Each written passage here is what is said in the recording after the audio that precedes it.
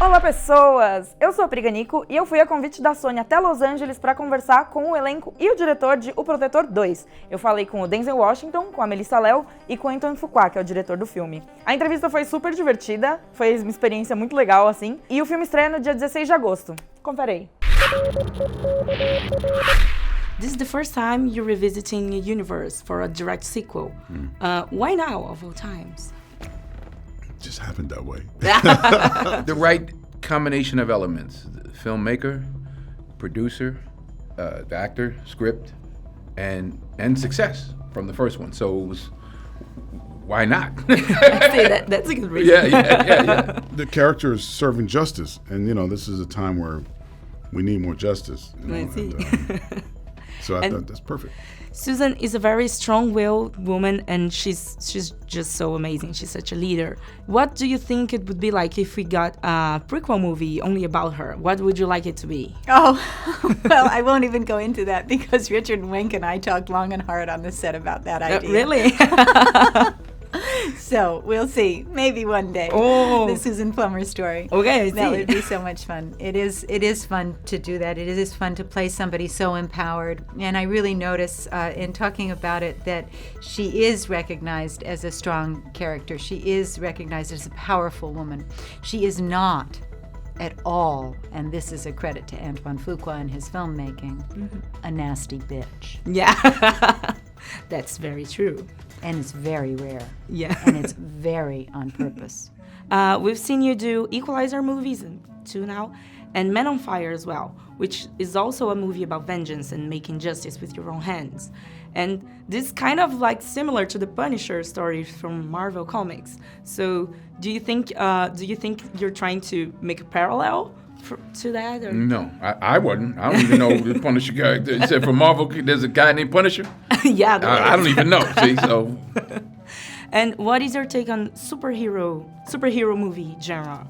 Do you like it? I think that people want to escape and cheer and I was in New York and I saw Black Panther, and I was just cheering. I was like, you're a kid like everybody else, like, oh yeah, go, oh, you get into that. You did Wakanda Forever. Yeah, I didn't do that, but I didn't go that far, but and, I was close. Are you interested in doing a movie like that, or maybe? Yeah, why not? Sure. Nobody called me, but I'm game. Call him. Do you think McCall could be called a superhero in this movie? Not a superhero, a real hero. He's a real hero. Yeah. It's different than a superhero. Yeah, it's so true. Because he is, and it is conceivable. I have talked to people. There was a gentleman on the set who was as highly trained as we pretend Mr. McCall is, and had done many a thing in his life. He didn't talk about it much. It wasn't that. But there are people who are trained in these kinds of things, and there's a realness to it. But Equalizer 2 is a motion picture. Yes. For sure. This time around, there are a lot of sequences during day, and we don't get that in the first movie. And a lot of color as well. I see a lot of different photography this time around. Why is that? Well, he's a little more alive in this one. He's a little more in society in this one. He's trying to connect more in this one. And that sort of represents his personality at the moment. And then you notice towards the end, it starts to go more gray when he's going home through the storm. In that particular storm sequence, there's an interesting thing you make with the camera. You have an over-the-shoulder camera for like the hunt. Oh, yeah. Can you explain to me a bit about the process of choosing that kind of camera for that moment? Well, it was just trying to put the audience in the room as much as I can. I was trying to make it as 3D as possible so that you feel like you become the characters a bit. And that's what that came from. I was trying to bring it was a bit claustrophobic, actually. Yeah. That's the idea. So you feel like he's about to attack you at any moment. Yeah. Did you do stunts again this time around in the movie? I do what I'm asked to do. Okay, I see. I'm no dummy. I'm not going to jump off a 50-story building. But I do, whatever they ask me to do, I try to do. The Equalizer 1 and 2, they're movies about vengeance and making justice with your own hands. So what's your take on it? I don't know. Vengeance is a different kind of word. Vengeance is a seeking to get back at someone. Vengeance.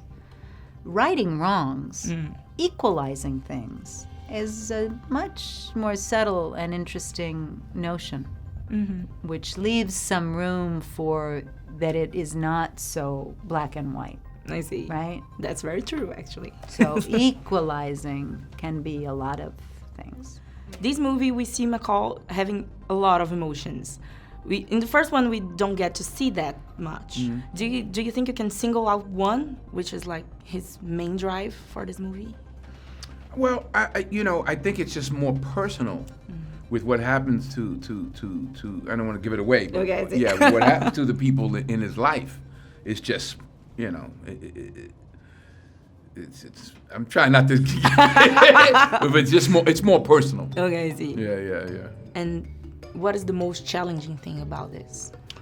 Just making the movie is challenging. Making movies is very challenging. Just making movies are hard, you know? I see. I mean, we could all sit up here in the chairs and go like, oh, it was great. We had fun every day. We had lattes. No. But for director, it's not. It's 4 in the morning, it's 3 in the morning, it's all day, it's 15 hours or whatever it is you're doing. It's no complaints, but it's not easy. I can't imagine. George Lucas did one, and he's got about $40 billion or more. Yeah. But he did one, and he was like, yeah, it's too hard.